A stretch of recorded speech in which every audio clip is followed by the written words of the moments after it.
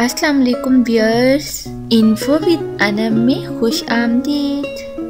Please subscribe my channel, like and share. ख्वाब मर्द औरत बच्चे बूढ़े सभी देखते हैं। नेक और सालेह लोग जो ख्वाब सुबह होने के नज़दीक देखते हैं वो अक्सर सही और सच्चे होते हैं। गढ़ करिया खुद से बनाकर हरगिज़ ख्वाब बयान ना करें।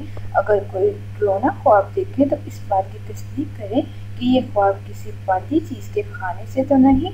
ऐसे ख्वाब सिर्फ और सिर्फ पेट की खराबी की वजह से भी आते हैं। ख्वाब की ताबीर। ख्वाब में माँ बाप को देखना कैसा है? अगर कोई शख्स ख्वाब में माँ बाप को देखे तो ये रंजो गम दूर होने, नफ़ा होने और खैर बरकत होने की दलील है। मज़ीद वीडियोस हासिल करने के लिए इन्फो विद अनम को सब्सक्राइब करने के साथ नोटिफिकेशन बेल आइकन पर क्लिक करके कोई भी वीडियो आप सबसे पहले हासिल करें।